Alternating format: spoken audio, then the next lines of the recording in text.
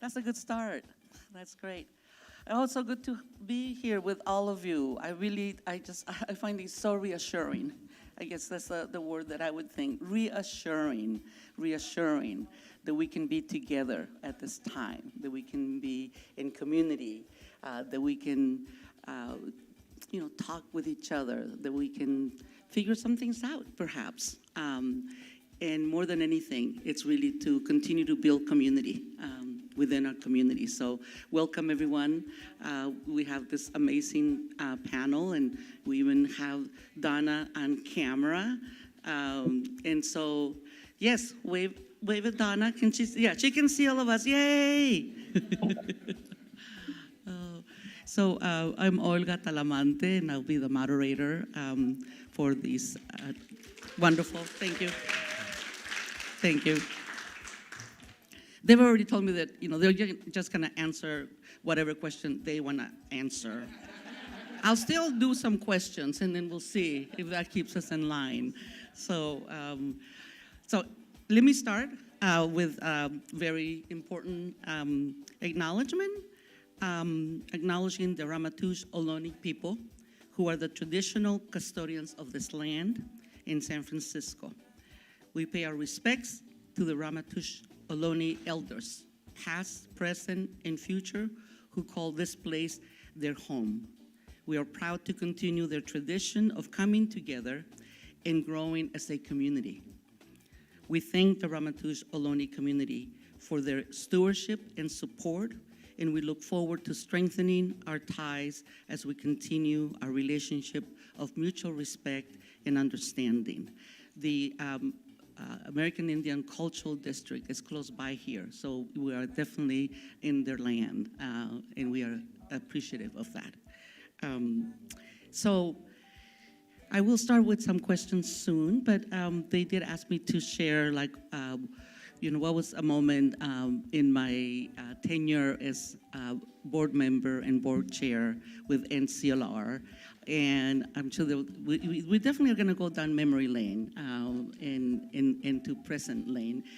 But one thing that I remember, I was just so pleased and so inspired and so grateful that NCLR, together with CRLA, which is the California Rural Aid Assistance, one of the foremost farm worker legal aid organizations, came together in 2007. I think I got that right from Lisa Cisneros, Kate, and formed Proyecto Poderoso, like a powerful project, to serve the legal rights and needs of LGBTQ farm workers.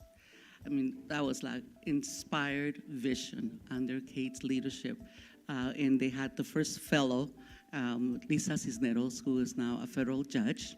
She was also served on the board of NCLR, and just tremendous work of defending the rights of our LGBTQ farm workers. I mean, I could have never imagined being a farm worker girl in Gilroy, that could ever exist. And I was just so filled with pride for NCLR doing that, for the collaboration, and the example of intersectionality that NCLR has been a leader in. And so that's my powerful memory moment. That's what we're calling those, okay? So you have powerful memory moments too. So just to set the stage a little bit, NCLR will turn 50 in 2027. They were formed in 1977. That's why I got a little, So I thrown by my own notes. And we know that it's been really a lifetime of innovation, growth, change, success, challenges, community, and the name National Center for Lesbian Rights is to pay homage to the leadership, the love, and the bravery of the founders, and especially around the time when it was formed, dealing with the epidemic of AIDS and being there with services for our brothers and some sisters, but particularly for our brothers. We took care of them. and even before there were formal ways of informal organizations, we did that part, and that was part of the beginnings of NCLR.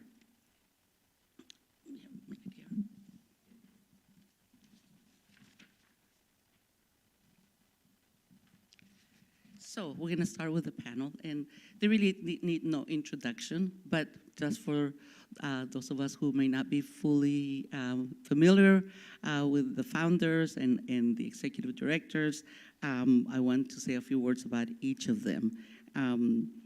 Those of us who have been growing up with NCLR know well the amazing trailblazing history that NCLR has. So I'm going to start with Donna, who is on the screen there. Yay! Thank you. All right. So it's just a very short version of her amazing journey. So Donna graduated from Bolt Hall, now Berkeley Law School, in 1977. And guess what she did right after she graduated? She founded the Lesbian Rights Project that same year. After her tenure with the Lesbian Rights Project, Donna was elected to the San Francisco Superior Court in 1990, becoming the first lesbian. I'm actually going to say that a few times throughout the evening. The first lesbian in the country to be elected to a judicial position. She has spent many years, yes.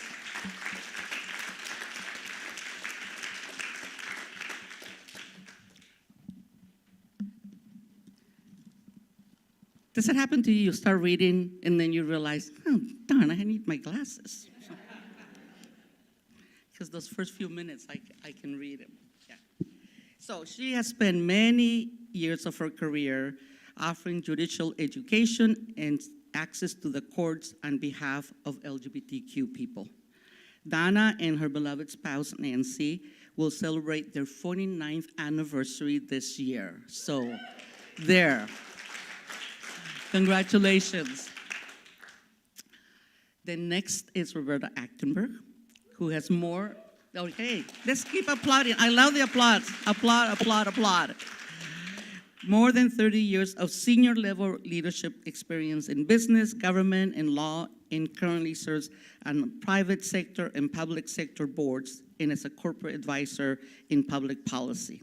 Additionally, Roberta had an appointment in 1993 as Assistant Secretary in the Clinton administration, made her the first openly LGBTQ person to be nominated by a president and confirmed by the US Senate. And we will get back to those days.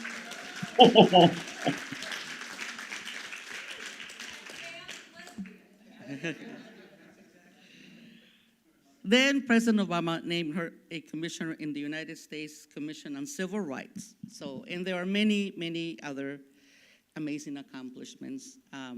But the one that I know is the most notable is that you were the first executive director of the National Center for Lesbian Rights.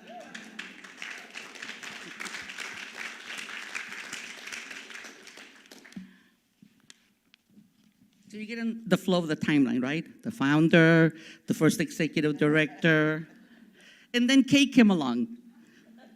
Yay. Serving first as legal director in 1994, and then becoming executive director 2 years later, and serving in that role for 22 years until 2018. Yeah. Hey.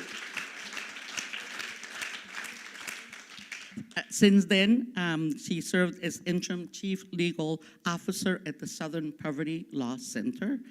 And from 2021 until now, serving as the first ever, lots of firsts, as I told you, first ever chief of staff at the California Endowment, such an important organization, and good to have you there. Under her leadership, NCLR's programs, budget, and impact grew exponentially in the issues facing the LGBTQ community, the safety of LGBTQ youth, violence facing transgender women of color, draconian immigration policy, criminal justice reform, and the freedom to marry all took center stage in our nation's discussion of civil rights and justice for the LGBTQ community, with Kate masterfully and passionately playing a key leadership role within our movement. I was so fortunate to serve on the board during your tenure. Yeah.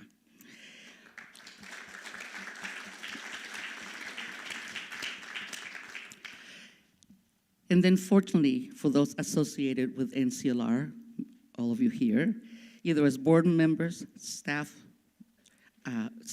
or donors, longtime supporters, we stepped into one of those moments which are so precious in any organization, when you have the right person at the right time, with Imani Rupert-Gordon.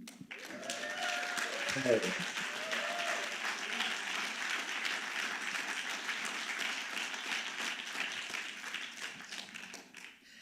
One of my favorite claims to fame forever will be that I was part of the board hiring committee that offered the position to Imani as president of the National Center for Lesbian Rights. Imani has had a stellar career before joining NCLR, working on behalf of Black LGBTQ women and LGBTQ youth experiencing housing instability. She's a nationally recognized leader, well known for her visionary leadership. She has been the recipient of numerous awards and honors, including being named to the Route 100 list, recognizing her as one of the most influential Black leaders in the country, and cited as an expert in topics including LGBTQ rights, racial justice, gender justice, sought after the major media outlets in the country.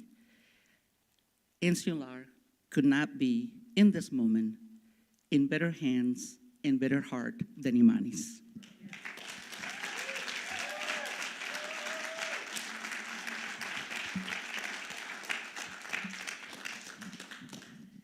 Okay, now you'll get to do some work.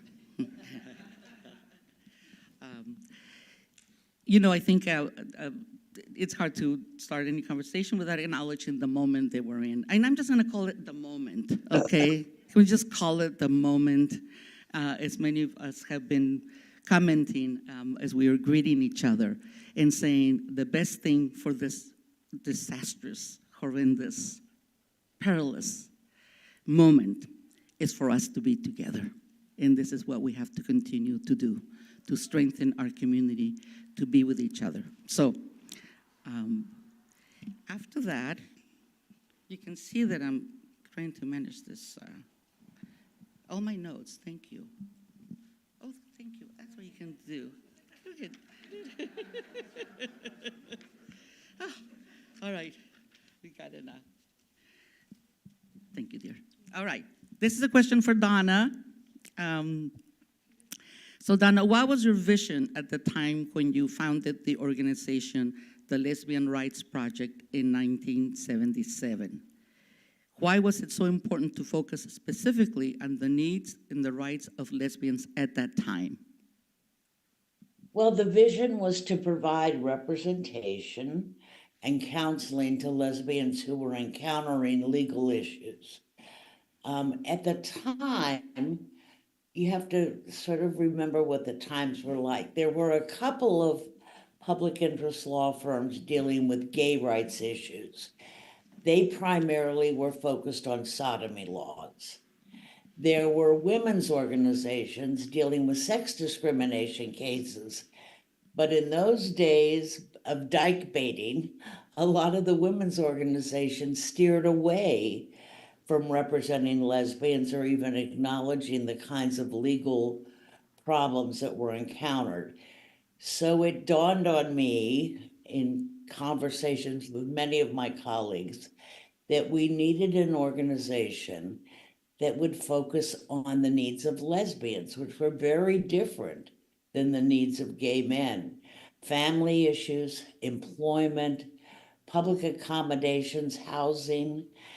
And the vision was to provide that representation, but also to provide legal assistance to other lawyers throughout the country who were taking on these cases and didn't have resources available to them. A further vision was to develop alliances with other civil rights organizations so that we could better represent lesbians of color and they could better assist lesbians within their communities and know how to handle legal issues or at least where to go for help when lesbians in their communities experience discrimination. So that was sort of the vision and the nexus for starting the Lesbian Rights Project. Just a little vision, uh, really wonderful to hear your thoughts about that time, Donna, and just really so courageous, to just even put the name lesbian in something, in anything, but the Lesbian Rights Project, and so we have so much to thank you for starting, for that vision in founding the Lesbian Rights Project, which eventually becomes NCLR. So thank you for that.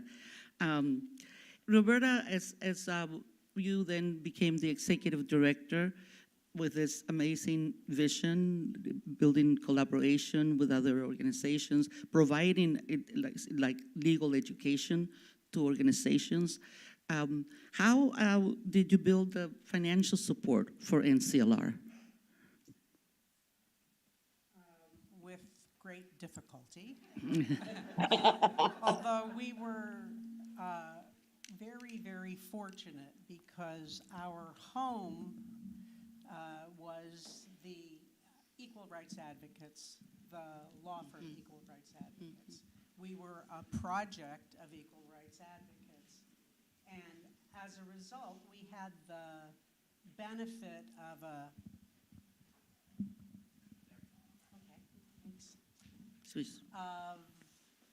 an excellent organizational infrastructure, which most fledgling nonprofits like Lesbian Rights Project, if you had to provide it on your own, it would not have been possible. So there was a great infrastructure and great emotional and physical and political support on the part of the board of directors of Equal Rights Advocates, their renowned executive director, Nancy L. Davis, who was known not only throughout Northern California and California, but nationally as a legal advocate for all feminist issues.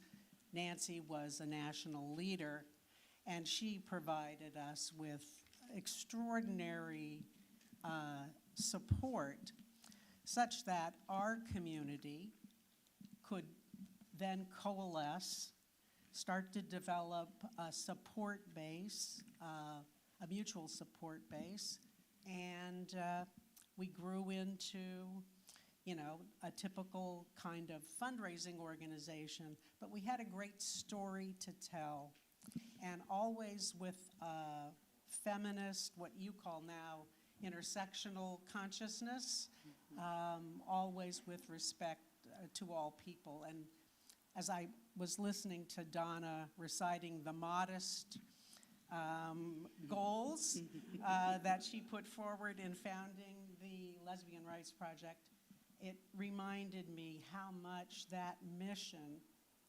has animated not only the organization, but personally animated my entire professional and personal life. Okay. That's good. Anyhow. So that's my answer. That's perfect. I just want the record to show I did give up my microphone. Yeah, Don't need it. it's been noted. It's been noted. No. I do think by the time I left the organization, we had quite a sturdy, diversified portfolio, if you will, and we were about a $600,000 organization at that time. Of course, Kate took us to extraordinary heights, and Imani has just blown the roof off the place. So we started with a very good foundation. I'm really proud of it. Thank you. Also, yes. I think you're, just the explaining the history of the ERA providing that kind of support is really important for us all to keep in mind as we do see some nascent organizations, especially from organizations that have not been at the forefront of resources and support. And so just for us to keep in mind how hugely important those organizations that are more well set up to provide services for the smaller organizations.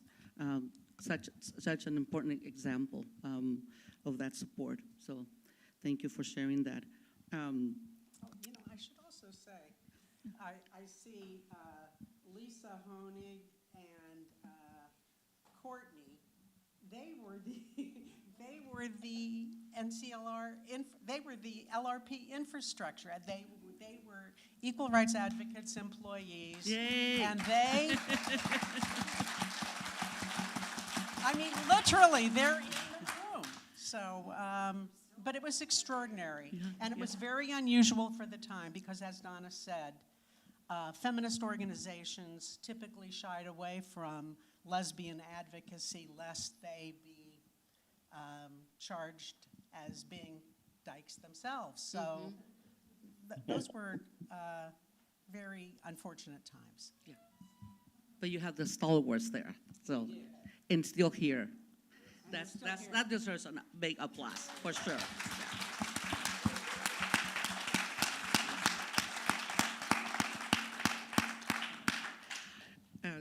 So, okay, you saw in your tenure many cases that NCLR took on.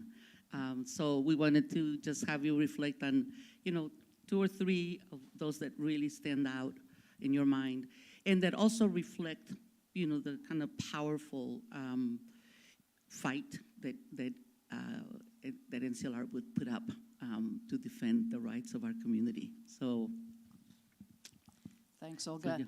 So, first of all, I just want to say how amazing it is to be in this room.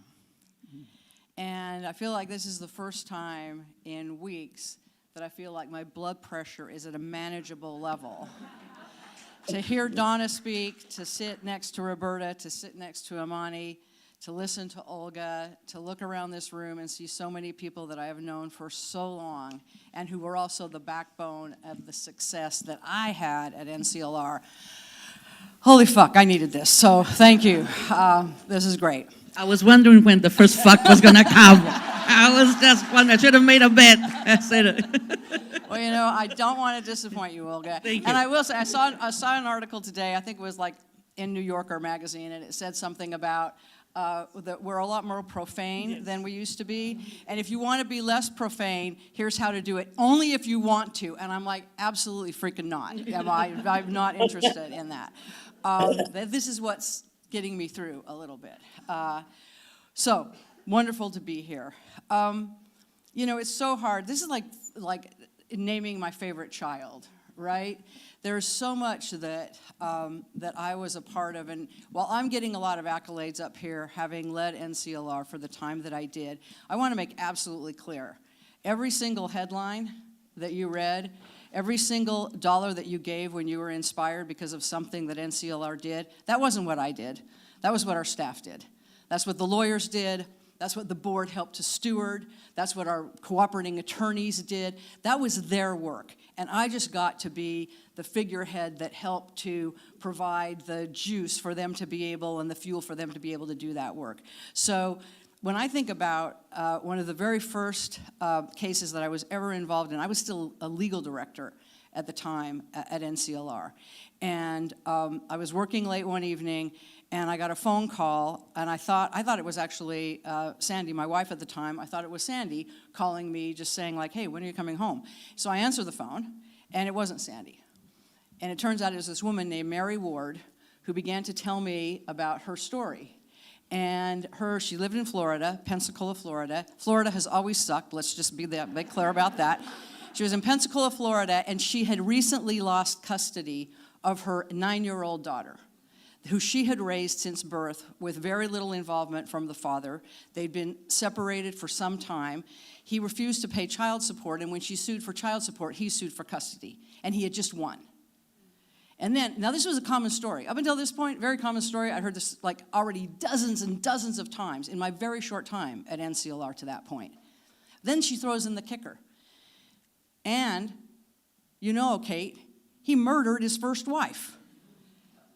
And I remember thinking, no, Mary, you've got to have that wrong. I mean, no, really. And she said, yeah, he served 8 years in prison for murdering his first wife. And he still lost custody. So we took that case. I went to Florida to argue the case, wore a skirt. That is how much it mattered to me to make a good impression on these Florida judges. Huge sacrifice. And I could tell 5 minutes in. Appreciate your service. Thank you for that, Imani. I'm not like you. Just that one thing. And I could tell 5 minutes in that we were going to lose. They didn't care that she was the better parent. They didn't care that he didn't even know where his daughter went to school. They didn't care that she'd never spent overnight with him. The only thing they cared about is that she was a lesbian. We did end up losing. We then appealed to the Florida Supreme Court, and while we were on appeal to the Florida Supreme Court, Mary died of a heart attack. A broken heart, there's no doubt in my mind. And the upshot of the whole thing is, just to put a bow on it, that little girl, Cassie, who was the subject of the custody dispute, ended up living with her father for a period of time. That did not work out, no surprise. So she ended up being raised by her older sister, who was about 12, 13 years older than her, who was and is, guess what? A lesbian. And now Cassie is in her own relationship with a transgender partner. So you know what? Mary still had influence, and Mary is somewhere happy about how this all worked out, notwithstanding that very unfortunate turn of events for her. Second case stands out in my mind, and this is because immigration is so front and center right now. Noemi Colonje, who still runs our immigration project, yes, who is just a hero. At this time of the Mary Ward case, Noemi was our office manager. And I was on a plane, I was at the airport getting ready to get on a plane to go to Salt Lake for an event, and it was Noemi who called me to tell me about Mary's death. So Noemi has always had this hugely important role in my life and the life of the organization. And in the early days of the immigration work, we took asylum case after asylum case with asylees who were LGBTQ identified, many of them in dire situations, always the subject of horrific abuse in their home countries. One of those clients, Valeria, came to us 10 years out of status. She had been in this country undocumented for 10 years. Now, out of status, even back at that point, was very serious, and it often meant being deported. Well, Noemi took that case, they listened to the claims, and they granted her asylum. And when I left NCLR, and I think this is still the case, we've never lost an asylum case.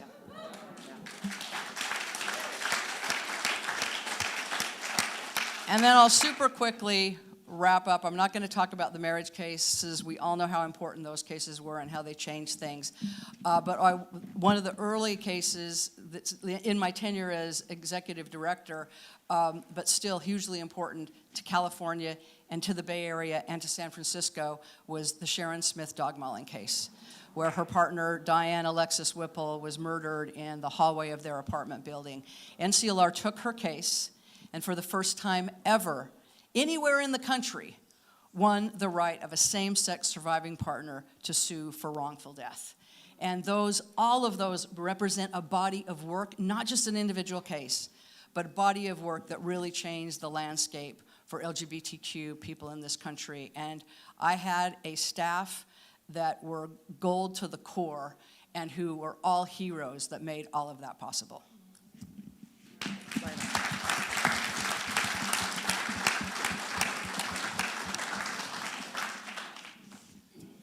Just total landmark cases in our history, for sure, because they become then the precedent, right? I mean, I know that much about law.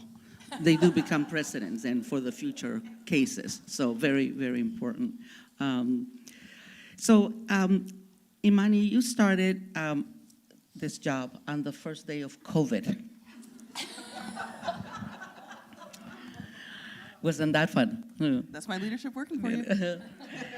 And you are now steering this ship during the worst attack and backslide of rights and abuse of justice we have seen.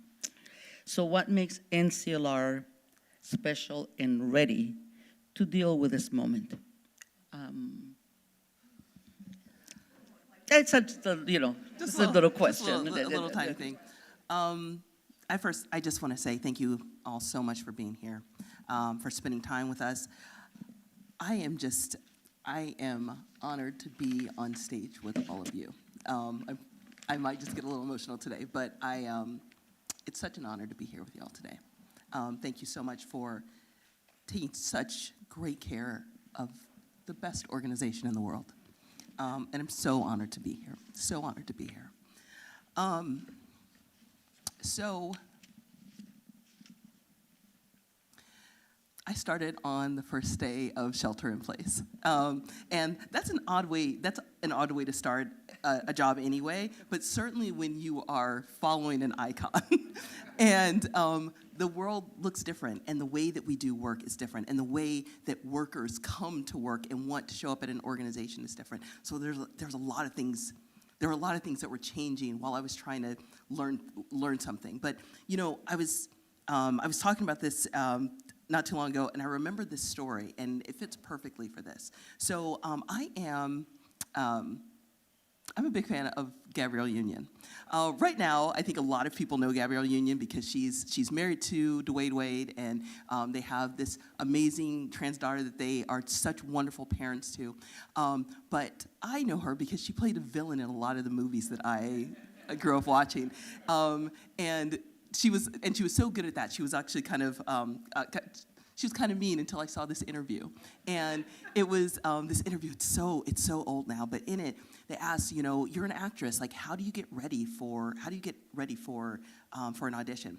And she explained, she's like, for me, when I get ready for an audition, I put on my makeup and I make it perfect. I love Janet Jackson, so I am blasting Janet Jackson as I'm getting ready. When I get my makeup in, I will put a little beauty mark where Janet Jackson has a beauty mark.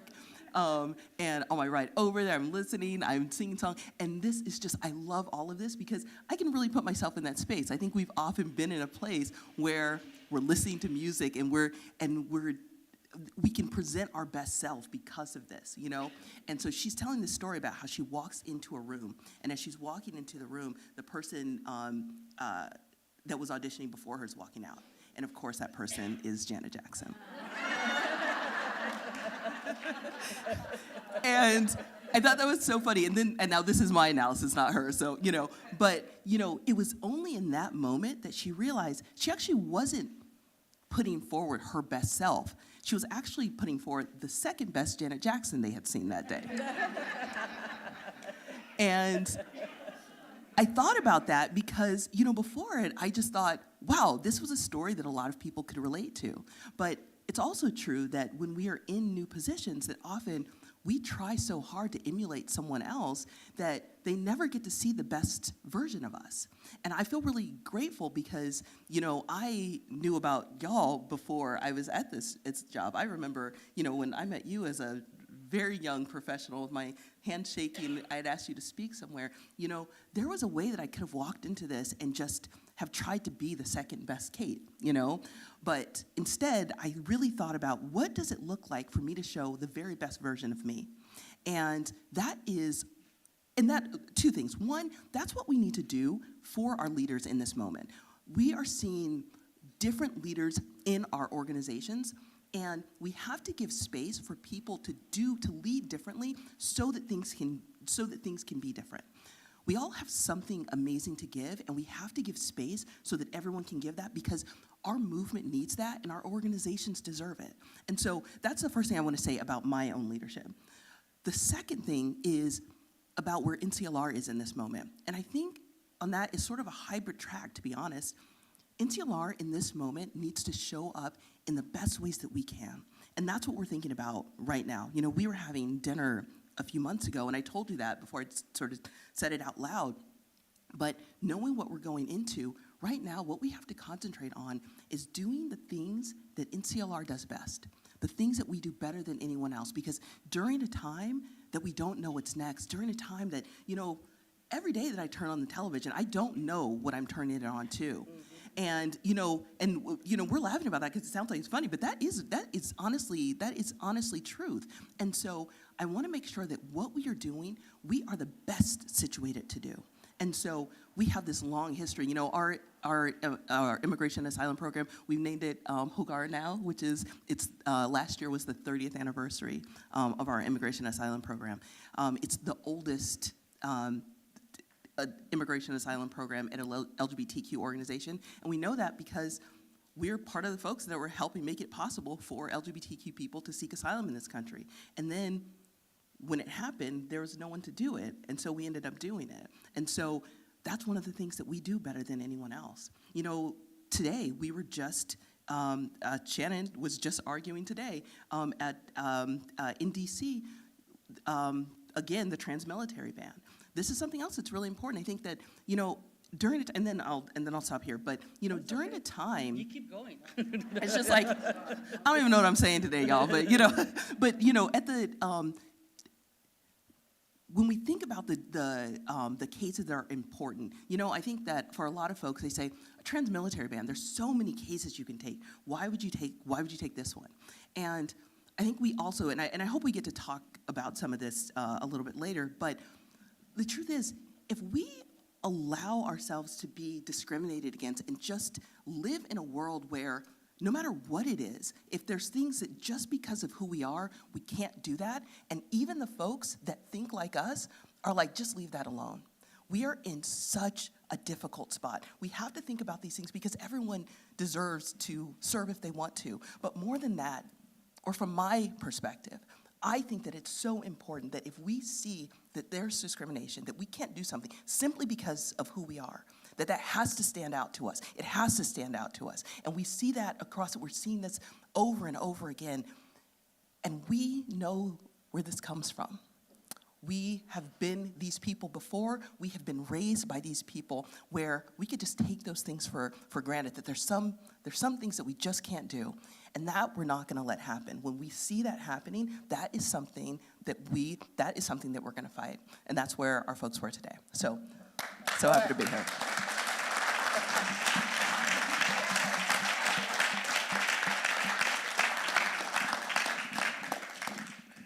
Well, that's why you are considered a visionary leader. Thank you very much. I really appreciate how you started, you know, to lay your type of leadership, and that you became your own and did not have to do the things that Kate did, especially wearing the mullet, you know. When she had that interview on TV. So, you know, I mean, yeah, it was an easy one. Okay, no. But really, so I think, you know, many of us are having discussions, right, of what to do in this moment. And what you're saying really resonates, Imani, in terms of like, we cannot do everything. I know I think we cannot do everything. And so we must do what we are good at. And our organizations need to, you know, it's not staying in our lane, because we got to cross lanes and be with each other when we need to be with each other. But we have to then do what we can, do it as well as we can, and involve as many people as we can. I was part of the march on January 18th, which was it was the People's March. It was it was the old Women's March, and then we also had the March of Resistance for Immigrant Rights. We wanted to center immigrant rights, and we marched in the Mission, from the Mission to Dolores Park. And the Women's March, People's March, had a route going from the Civic Center to the Embarcadero Plaza, which has been the traditional Women's March, and many of us have been a part of those marches. And so when our immigrant rights was starting the planning to say we got to march in the Mission to give the immigrant community that message that we are there, that we love and support them. And so, but then we said, but there is this other march already in the planning. What are we going to do? We cannot be in conflict with them. So we called them up, and the organizers of the People's March, which already had their route and everything, we told them why we were doing the march in the Mission, and they said, we're joining your march. And so all the folks that had signed up for the People's March came over to the Mission, and were part of that march that was centering immigrant rights, because that was the right thing to do then. And the Immigrants March absolutely held up women's right to choose, absolutely trans rights, and absolutely immigrant rights as well. And so we lift all the other banners, but we carry the banner that we are better at. And I think those are the ways. I'm just agreeing with you and saying, this is what we got to do. I mean, Olga, you know how highly I think of you. Just such a pleasure. Thank you. Thank you. Oh, really great to be here with all of us. I know I have a housekeeping announcement that I'm supposed to make at the end. No, I'm not ending yet. But I wanted to make it right now, but won't forget, which is at the end, we are going to ask that group of people on that side to stand up, because the chairs will have to be moved, because we're going to have a dance. No, we're not. No, we just want more room. We could have a dance, So no, we just want to have more room for the reception, because there is going to be refreshments and wine and food. Anyway, okay. Let's get back to the serious discussion here. So Donna, I have a question for you. What did it mean for you and your partner to successfully secure adoption, second parent adoption of your children with the help of LRP, and speak to how these protections enrich family relationships in our community? Oh, well, it's been everything to us. As Bertie mentioned, Nancy, my partner, now my wife, was the executive director of Equal Rights Advocates when we started. After we became partners, we decided a number of years later, 6 or 7 years later, that we really wanted to have a family. And a lot of lesbians were doing it through self-administered artificial insemination. We used to call it the lesbian birth population.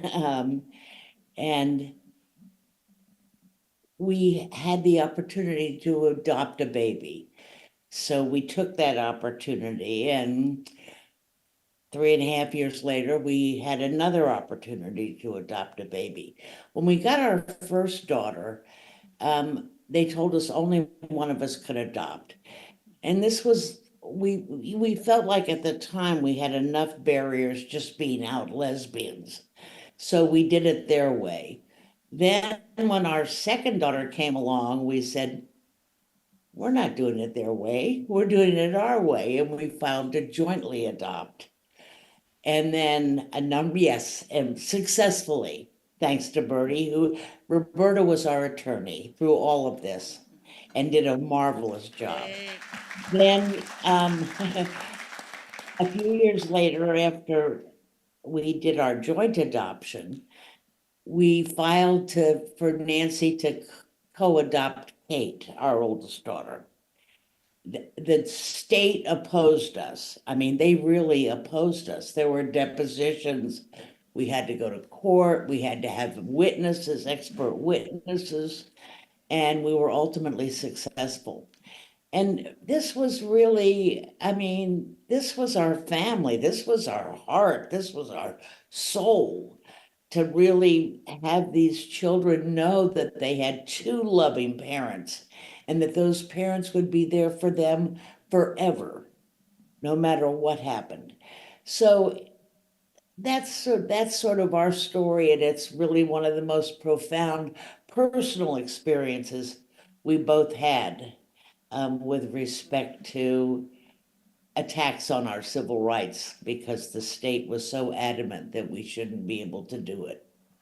But thanks to LRP and Roberta, we were successful.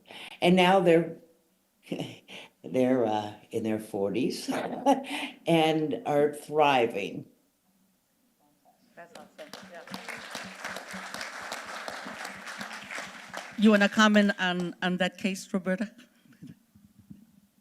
Well, it was, you had asked us earlier, what was the most deeply moving experience you had in a leadership role with NCLR. That was it. I also, Mama D, I don't know if you can see but Charlotte's in the audience. Charlotte Bouchard was my expert witness when we contested the state's opposition to the adoption. And Charlotte was the principal of our kids' primary school, Pacific Primary, which many of you, stellar. She was a stellar leader and a wonderful personal family friend, and she knew our children very well. And it was, even today, my son Benji, who's 40, about to be 40, will tell you that the best educational experience he ever had was the 3 years he spent at Pacific Primary. In any event, to live this work, to protect Donna and Nancy's family and their children, to make sure that our families were whole. I mean, there is no work I've ever done that means more than that. So it's my honor to have done that work. And this organization was the one who made that possible, and as you have heard, so very much more. Thank you. So glad that you were there to be the lawyer. Yeah. And have your expert witness, That's my job. So, Kate, drawing from your own background and professional experience, litigating around the intersection of church and state, how can we best equip our movement? Jesus. I know. It's an easy one. No. To combat the misinformation and hostility emerging. Oh, that's. Okay. Thank you. The misinformation and hostility emerging from the far religious right toward our community.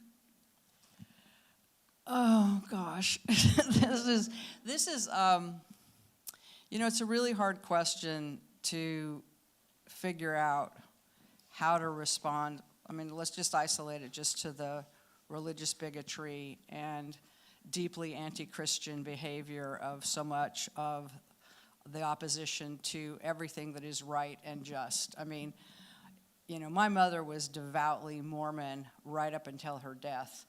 And if she were alive right now, she would be bereft at people doing things in Jesus' name, her Savior's name, and having their boot be on the neck of so many people who are vulnerable. I mean, I hesitate to use this phrasing because it's been so tortured to the point of having no real truthful meaning. But But we really have an opposition that has weaponized religion and weaponized particularly a certain kind of Christianity. And as someone I do not consider myself a person of faith. I consider myself I have a spiritual practice. I believe in things bigger than myself, but I don't consider myself to be religious. And so my sister and I have this conversation because she is still very devoutly Mormon, but also abhors what is happening and is kind of telling the truth to power in her own church as they continue to do both anti-gay and anti-trans, take anti-gay and anti-trans stances. So what I would have you do, and what I would have anyone who is a person of faith do, is call upon your own community. I feel like that's how you tell the truth to power, because you have the power of actually being a believer, and so using that to speak to other people of faith, to hold them to account for their beliefs, and to juxtapose that against what are true Christian or other religious teachings. It's a little bit the way I feel as a white woman. I do not think it should be the responsibility of people of color, and particularly black women, to have to convince white people to be non-racist. That is way too much emotional labor, and generations of black women and other people of color have done it. I'm tired of that. It is not the responsibility of black women to save white people, as much as they still do over and over again, and are still called upon to do. It's really the responsibility of those of us who are white to hold our white neighbors, co-workers, friends, family members accountable to their anti-racist, to their racist beliefs, and to unlearn that racism and take responsibility for example, like the whole Kendrick Lamar halftime show. For me, it was so symbolic of the laziness of white people to understand what he is saying and what he is doing and what he is meaning. If you made meaning of that halftime show, it was the most powerful thing I've ever seen on my TV at all, let alone at the halftime of a football game. But it is our responsibility to learn what's the meaning making of that if we don't have the lived experience. Every black person made meaning of that. And if you didn't, as a white person, you need to figure out what the story is and what he was actually saying. So what I would say in any moment,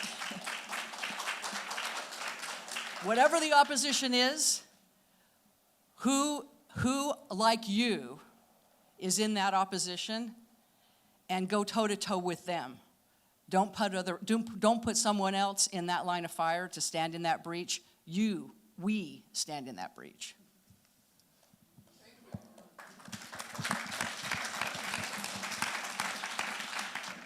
I love it when we get our marching orders, don't you? I mean, seriously, that's incomparable. It really is such a great honor and inspiring to hear all of you with so much wisdom and so much experience and so much passion and so much commitment.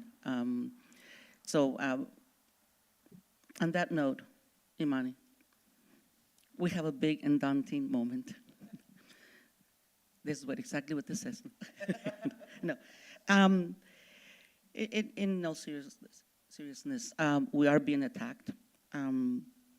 We're anticipating losses. And many people are asking in our community, and they're asking us, and we're asking each other. I'm asking other people. So, what is our strategy? What do we do the same of? What do we do differently? And I'll be honest, I don't have a totally coherent answer, but I'm going to turn it over to Imani. No, but and thinking of like, what are some of the things that we may need to do differently? What do we keep doing the same of?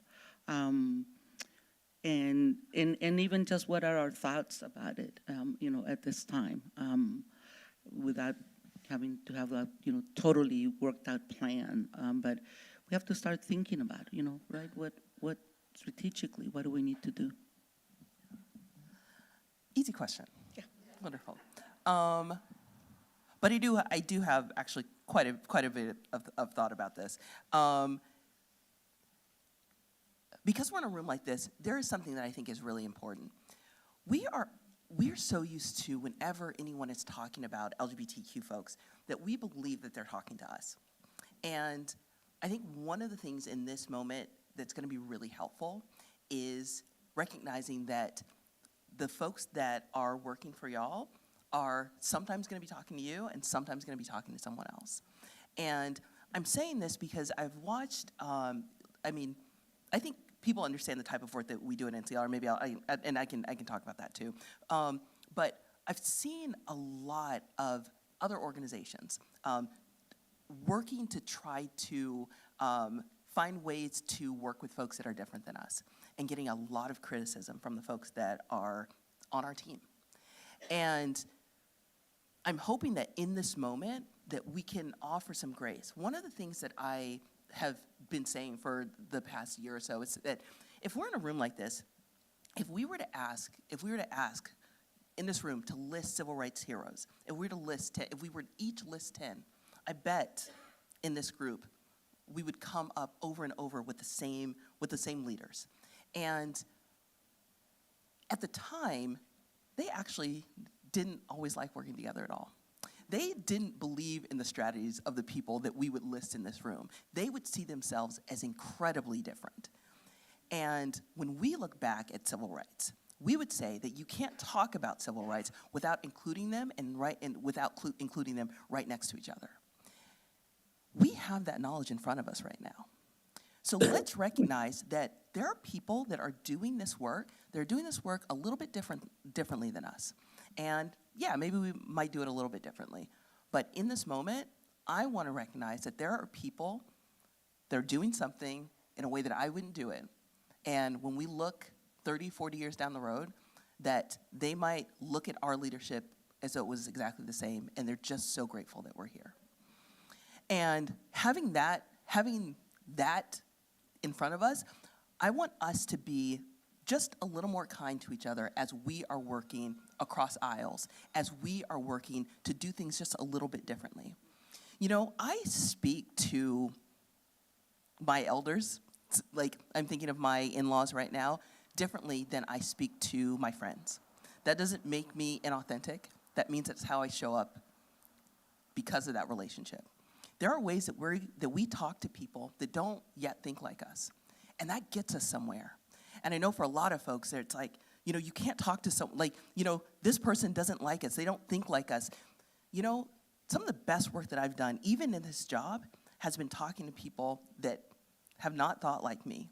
And then after that, they thought a little bit more like me and had a little bit more capacity than someone that was different from them. And that is my work. And, I also really appreciate how you said, this isn't, that it shouldn't be my emotional labor to talk about racism. But the truth is, I signed up for this gig. My job is to talk about racism. It is to talk about LGBTQ equality, and it does take a lot of emotional labor, and I have it. And I'm doing it. That is something that I want to do that I want to do for the movement. When I am looking at the end of my life, I want to think back and know that I added to something when I didn't have to. I could have done something else, because that's the only way any of this has ever changed, because we've decided that it's going to. And so that's what I would say. In this moment, that's what we need to think about. Give space for something to look a little bit different, because even if someone's doing something a way that you couldn't, when we look 30, 40 years down the road, you might be really grateful that they were able to do that. So that's what I would say. Excellent. Great point. Really good. Thank you. So to finish our round of questions, and then we'll have more time to hang out with each other and visit and build together and strategize and just plan everything. And plan some fun things too. So I think that's one thing we were saying. Let's continue to have fun. Let's laugh, and let's enjoy our times together. Donna, this is our last question. Everyone is going to get the same question this time around. As we are talking about strategizing, as we're talking about planning with people, working with people, figuring out how we're going to resist most effectively, how we're going to build community, what's the one thing that you think we should hold on to? Oh, well, I think the thing that has had the most profound influence on me is how incredibly courageous our clients have been.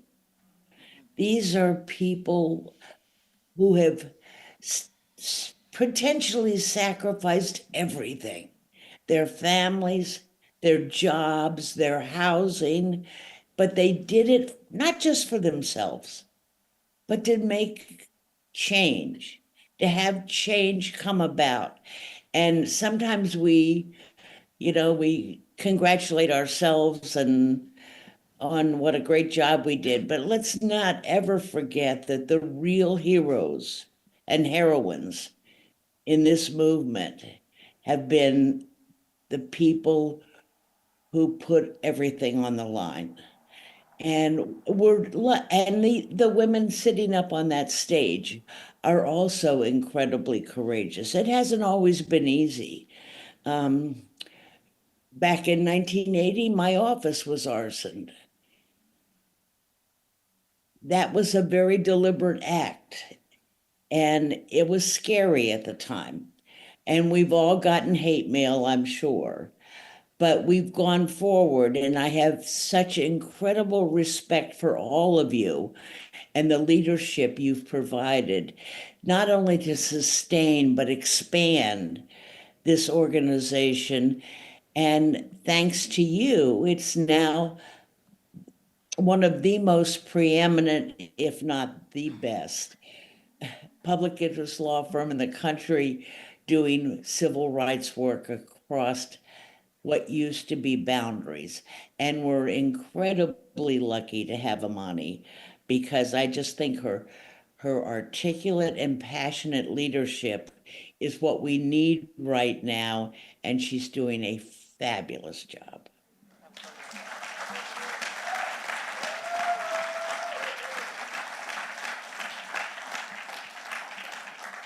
Thank you, Donna, and thank you for participating in the panel and for reminding us of who we need to center in the struggle.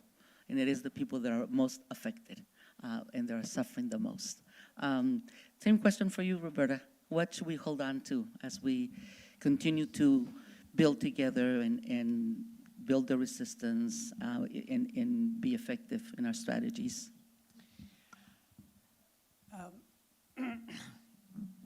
NCLR always represented to me our community. And community means everything. We owe an obligation to it, first to ourselves, then to our family, then to our community. This lesbian community grounds you, helps you measure yourself when there aren't other guideposts easily available.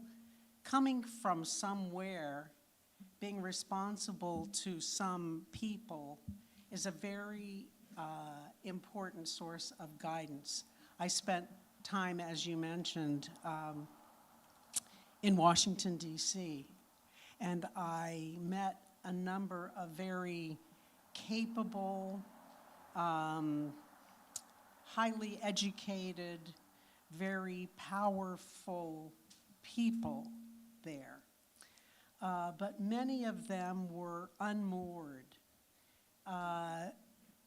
They didn't come from, it seemed to me, they didn't come from some place. They didn't come from a community. They didn't know why, beyond their personal ambition, they were there. And that was that was something I did know.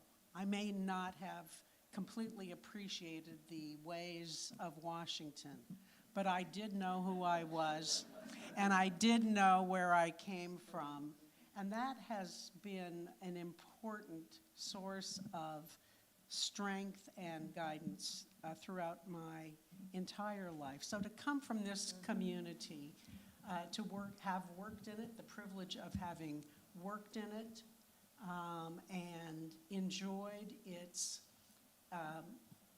protections and the milestones that it helped me understand and helped me guide my life by. So, you know, I thank all of you for that, and I honor this community. Beautifully said. Thank you. Thank you, Roberta. Yeah. Kate, same question for you. What should we hold on to? Mariame Kaba is a prison abolitionist, and she, as part of a longer quote, she wrote, "Hope is a discipline." And so I have a tattoo that says "Hope is a discipline" with her initials, her name. And what it means to me is, you know, the sort of Harvey Milk exhortation, you got to give them hope. But it's not a feckless hope. It's not an empty hope. It's not a hope that is unmoored. It is a hope that is practiced. That's the discipline of it.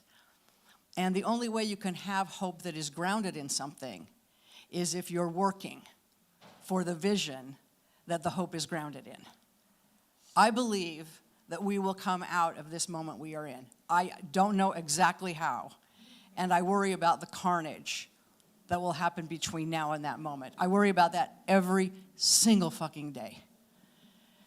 But I do believe we'll come out of this, and I have the hope that that vision will be realized because of the work that so many people that I know are doing, and because of so many great writers who are out there, and I know that leaders are waiting to emerge. And we have current leaders that give me hope. And to read and see what NCLR is doing and how it is being led gives life to hope in my life. And so hanging on to hope, but working it and supporting individuals and organizations that give reason for you to have hope, that's what I'm going to do.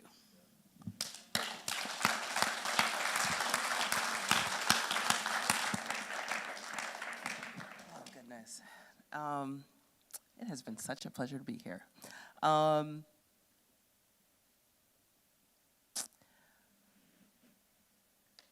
I would say, you know, I was trying to think, but this is the one I would say. I would say have joy. I know that a lot of people say that in times like this, but the work that we are doing every second of every day is so that we get to live our lives fully. We get to fully participate in public life, that we get to experience love and hope and joy with the people that we love showing up exactly as we are. And so to remember in a time like this that part is important, that doing this work is important and living your lives are important. You know, that's what we're fighting for, so we can live our lives fully. It is such a pleasure to be here with everyone in this room. I honestly, this isn't a competition. And yet I'm the one that's standing on the shoulders of giants. So I'm so grateful to be here with all of you. I'm so grateful for your leadership, for taking such great care of this organization, for continuing to support this organization in all the ways that you do. And I want to thank all of you for supporting this organization, for letting NCLR be your political home, for believing in us, knowing that we are the folks that hear what you need and are working to fight to make that better.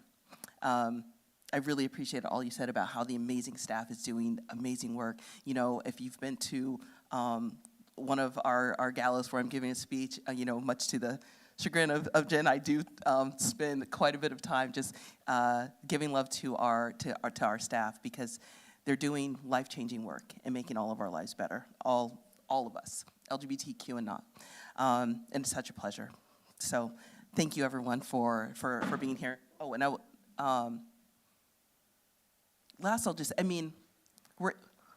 we're in this room, and I run an organization. So I'm gonna go ahead and do this. More than anything, more than anyone in this room, I wish that equality was free, and it's not. Some of us have to pay in order to live our lives freely. And I know that there are folks in this room that have given to NCLR, that have made your gift to NCLR, and there are some that are going to do it today or a little bit later. In just a little bit, I'm going to let Elizabeth know that our meeting at 9 o'clock can't happen because I have a conflict. But I was wondering if you might help me out and give her a little something to do at 9 o'clock when I won't be meeting with her.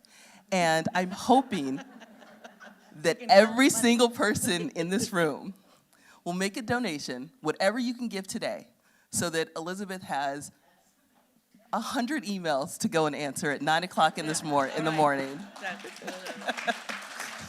And won't remember that I couldn't make this call, that I couldn't make our call at all. So please join me in doing that. I would really, really appreciate it. Thank you so much for those closing comments. Thank you, panel. What an extraordinary.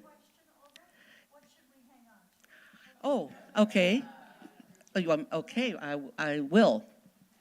Thank you, Courtney. Okay, yes. This is what I think we need to hang on to know that each individual act amounts to collective acts, and collective acts are what causes change, what brings about social justice, what brings about freedom. And I'll just tell you, absolutely convinced of that, because my life was changed by individual people who wrote a letter when I was in prison, individual people who made a phone call. And it forced effing Kissinger to say, you gotta get her out of there after spending 16 months. Each individual act, my family, farm worker family, my college friends who formed the Olga Talamante Defense Committee had no money, no status to speak of, but they mobilized people so that each individual act added up to a force that forced the State Department and that forced the Argentine military to let me come home. So do not underestimate the power of each act, the power of each dollar, the power of each donation, the power of each phone call, the power of you talking to someone that doesn't agree with you. I think those are all the lessons that we have heard. So thank you all very much for coming, and thank you, my sister.